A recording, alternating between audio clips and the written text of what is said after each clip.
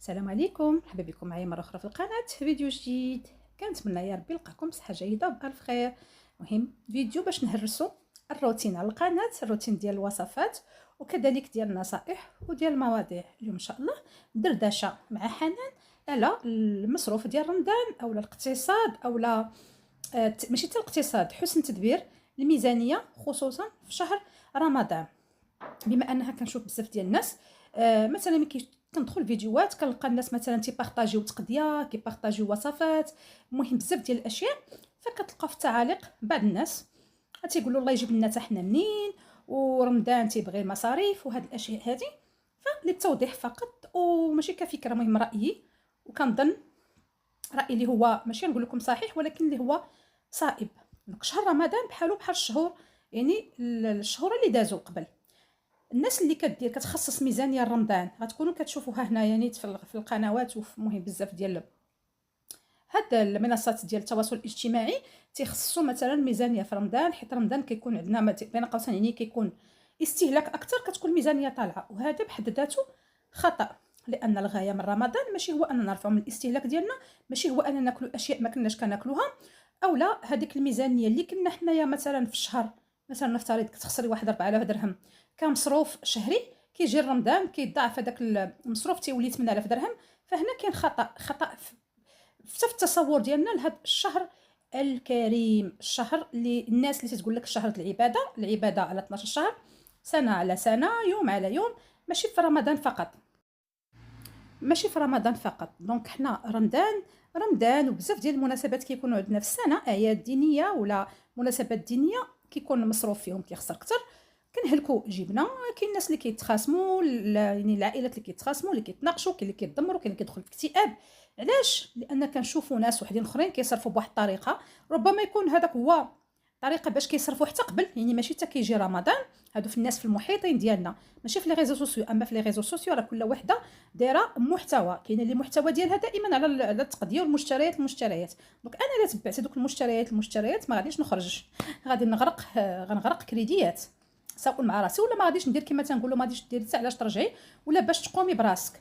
وحاجه واحده اخرى، القنوات عاوتاني ديال الطبخ، راه خصوصا القنوات ديال الطبخ الكبيره، بلا ما نهضروا على المشاهده ديالهم، الله يربحهم، الله يربح كل واحد، يعني كتكون مشاهده عاليه، يعني كتدخل لهم واحد مدخل شهري اللي ماشي محترم، فايت محترم ليه، زائد انهم كيتوصلوا بزاف ديال المنتوجات اللي هما كيخدموا بهم مجانا، من دقيق، من زيت، من زبده، مهم بزاف ديال الاشياء وانتم هادشي كتشوفوهم.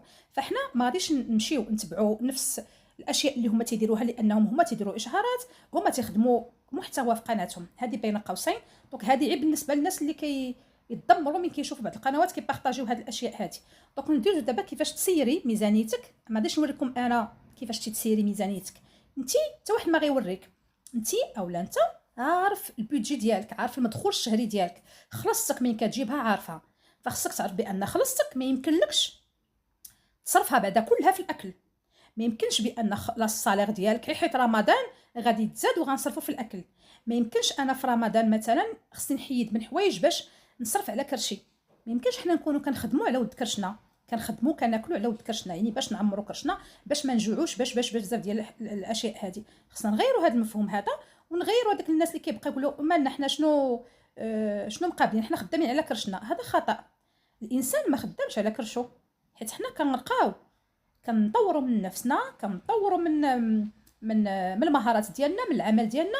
وكل ما مثلا تحسن المدخول المادي ديالنا ما غنصرفوش غير في كرشنا، ولا كنقولوا في المعده ديالنا، في الاكل. كنطوروا كنديروا استثمارات في اشياء واحده اخرى. والاكل ليس معيار انك بين قوسين بخير، وبانك راه عندك فلوس، وبان راك عايش مزيان.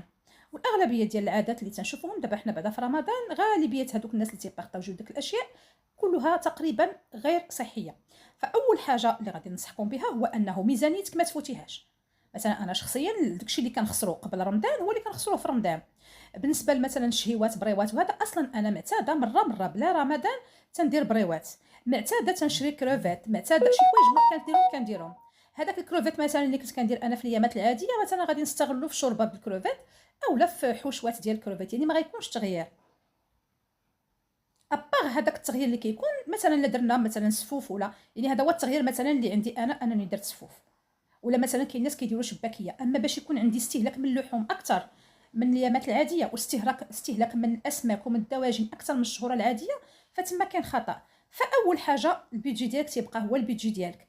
وبالعكس خصنا حنا في رمضان نستهلكوا اولا نخسروا هذاك المصروف الشهري يكون اقل من اللي كنخسروه قبل، باش نعرفوا تما بانه راه كنا فعلا في طريق صحيح. اما الا كنا كنخسروا اكثر هذاك راه ما نهضروش، يعني راه تما كاين خطا لا يمكن سواء للراجل ولا المراه. وما تقولوش لي لا وحنا كنصوموا وكنجوعوا كنبغيو ناكلوا، لا. دونك اول حاجه حافظي على نفس المصروف. ثاني حاجه ما تمشيش تقضي في الويكاند، السبت والحد ما تخرجيش تقضي فيه. حاولي تقضي وسط الاسبوع. دائما السبت والحد كيكونوا اثمنه شويه مرتفعه مقارنه مع الايام ديال الاسبوع، لانه السبت والحد كيكون الناس ما خدامينش، لان العطله ديال نهايه الاسبوع، الموظفين الناس اللي خدامين. فكلشي كاين اللي كيكون من الاثنين مثلا زعما الجمعه كيكون خدام، ما كيكونش عنده وقيت. انا تنقول لكم استغلوا واحد الوقيت، واحد الساعه المكانه. نقدر انا قبل ما ندخل خدمتي مثلا كنت غنتقدم الاسواق التجاريه الكبرى، غادي ندخل راه بحال دابا مرجان تيحل مع 8:30، وقيلا في رمضان غيحل مع 9، واحد نص ساعه غندير لي كورس ديالي، اولا واحد الهري حدايا، اولا المهم كل واحد ملي كيتقدى. ولكن في الويكاند كتكون الاثمنه طالعه، كلشي كيكون تزايد، حيت كلشي كيخرج يتقدى. كل ما زاد العرض كل ما زاد الطلب كيزادوا الاثمنه. هكا حنا غاديين بالمغرب، السيستم في المغرب. وفي رمضان حاجه واحده اخرى، عمركم ما تتقداو من توصل 3 4 د العشيه صافي حبسوا. ما تكونوش كدوروا في المحلات التجاريه اولا في السويقات ولا هذا، حيت كتكوني صايمه. النزول ديال السكر في الذات ديالك تيزيد، كيقرب يهبط لك السكر في الدم ديالك، كتولي كتشهاي اللي شفتيها بغيتيها، شفتي جبن، شفتي مطيبه في دارك وتشهيتي شي حاجه وشريتيها، سواء الحوايج كيكونوا طيبين او اللي كيكونوا غادي تقدايهم. دونك عمركم ما تقداو معدتكم فارغه. ما تقداوش قبل شنو هو قبل المغرب. انا تيعجبني خصوصا مرجان ولا اسواق السلام، مهم اسواق تجاريه كبرى نمشي لهم من بعد المغرب، تيكونوا خاويين، كنتقطع على خاطري، كنكون شبعانه مرتاحه، عندي الطاقه، كناخذ داكشي اللي انا محتاجاه. هكا كتقدري تحافظي على الميزانيه ديالك. وما نتغروش مثلا حنا خارجين مجموعه ديال البنات اولا مجموعه ديال العيالات هما كيتقداو، انا خصني نتقدى معاهم، لا، ولا ما نرضاش. وحيدوا من راسكم هذه القضيه ديال انه ما نقدرش نشري واحد الكميه قليله من واحد الحاجه، خصوصا الا كنتم مع ناس مرافقينكم، ناس صحابات ولا عائله، ما كترضاوش حداهم. انا ما شغولي حتى شي واحد، شي نشري 10 دراهم واحد الحاجه ما شغل حتى شي واحد. انا عارفه احتياجات ديالي، عارفه الاستهلاك ديالي، فهذاك الطرف الاخر يقدر هو شاري واحد الكميه كثير وغيمشي للدار يقسمها على 20,000 طرف. انا كنشري داكشي اللي كنستهلك. وكما تنقولوا ما كنحاول ما نقلدش وما ما نعاندش في الاشياء اللي غادي تخرج عليا.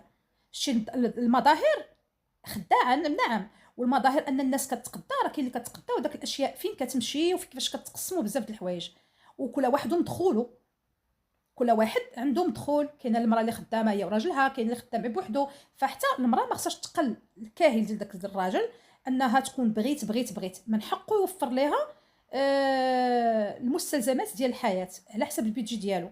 ولكن حتى هي ما من حقهاش انها تكلفو اكثر من الطاقه ديالو، ما يمكنش.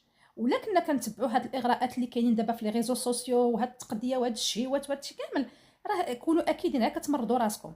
وحاجه واحده اخرى، ما تفرجوش ليا في القنوات ديال الطبخ بزاف، باش ما تقولوش مثلا انا كنحاربهم. ماشي كنحاربهم، حيت كل ما شفتوا قنوات ديال الطبخ كل ما نتوما كتشهاو اكثر وكتبغيو اكثر، بقات كتعذبوا على راسكم ونفسيتكم. ما نتوما غتمشيو طيبوا هذوك الاشياء، غير كتعذبوا راسكم وكتجوعوا، بحال كتزاد عندكم الهرمون ديال الجوع. وهذه كانت واحد الدراسه دارت وبينات بانه كل ما كنا كنتفرجوا في اشياء في الوصفات ديال الطبخ، وهذاك بحال كتفتح لينا الشهيه، وكنبغيو حنا باغيين ناكلوا. واخا تكون عندك التقضيه في الدار، غادي تنوضي مثلا غتشوفي مسمنات معمرين، تقولي نوض ندير مسمن عمر، درت لقيت واحد البغرير ساهل نوض دير، فين كتلقاي راسك وجدتي واحد الطبله انت ما عندكش الاستطاعه تاكليها كلها، يعني معدتك ما قاداش، ولكن حيت وجدتيها بقات كتاكلي اكثر، اولا كتبقى الدور عندك البغرير ما كيبغيش يصبر، فكتشدي تلوحيه، ها انت كتضيعي. دونك ما تفوتوش الميزانيه ديالكم، ما تقداوش المعده خاويه، ما نقلد حتى شي وحده وما نعاند حتى وحده. وحاجه واحده اخرى، ما تكونوش الناس اللي كيضيعوا. مثلا درتي الشوربه، تقدري ديروا الشوربه ديال الخضر ديال يومين، درتي حريره ديال يومين، منها ما كتضيعيش البوطه، ومنها ما كتضيعيش انت المجهود، لان ما يمكنش ندير الحريره مثلا على 4 ديال الزليفات والاخرى اللي بقات نلوحها. انا كنعرف ناس كيقولوا لك ما تاكلوش الماكله البايته. الماكله البايته ما تاكلوهاش. هذه الا كانت شحال هذه ما كايناش الثلاجه، ديرها في بواطه ديال الزاج، سديها مزيان، ومين تبغي تسخنيها سخنيها مزيان، ما عندك مناش تخافي. باش نلوحها تحت ما يسمى بانه ما تناكلش الماكله البايته. وشفت ناس كيلوحوا كميات اللي هما كبار، حشومه، حرام، عيب. ربي تا هو ما غيبغيهاش. فق الا مشيتي تلوحي ما بغيتيش تاكلي الماكله بايته، ما تكثريش، طيبي كميات قليله. وحاجه واحده اخرى، راه في رمضان نقدروا نديروا وجبه وحده حتى جوج وجبات. وجبه وحده اللي هي وجبه الفطور. العشاء انا تنقول لكم ما كاينش العشاء. والسحور راه عاد تقدر تكون حاجه خفيفه، كاس د اللبن، كاس د الرايب، ياغورت، جبن، شي حاجه اللي قسم الله. وتقدر تكون باقا لك شي حاجه من الفطور وتحطيها في الوجبه ديال السحور. وحاجه واحده اخرى، كندخلوا الكوزينه نهار مره واحده في النهار. يعني في هذيك الوقيته اللي انت غتوجدي الفطور ديالك تتوجدي كلشي. منها كتربحي الوقت، منها انت ما كتعبيش. كتوجدي فطورك. الا كنتي غتوجدي شي حاجه للسحور، مثلا شي بطبوط، شي بغيوش، سي سلطه فخوي، شي سلطه، المهم اللي غتوجدي. ما كتجي من تخرجي من كوزينتك في الاذان المغرب كيكون عندك كلشي واجد. من كتسالي كتجمعي المطبخ ديالك، تتفطري، ترتاحي شويه، كتمشي تصلي صلاه التراويح.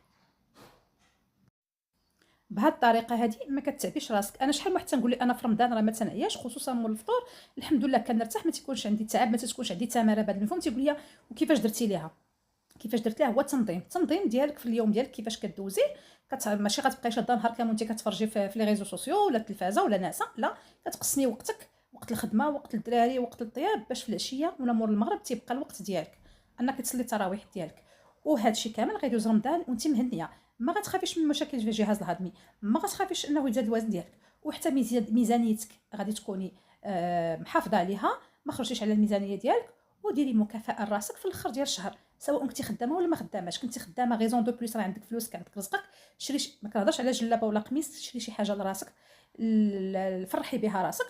ولا كنتي ما خداماش، المصروف ديال الزوج ديالك اللي كيعطيك غادي تشري به شي حاجه، ما تشريش به شي حاجه لدارك، شري به شي حاجه لراسك كمكافاه على المجهود اللي انت درتيه في رمضان، وانك ما ديباسيتيش واحد الميزانيه اللي كنتي انت غادا عليها، فانت كتستاهلي هذيك الهديه. فكنتمنى نكون خفيفه على قلبكم في هذا الفيديو هذا، كنتمنى تكونوا فهمتوني. نتلاقاو ان شاء الله في فيديو جديد. السلام عليكم.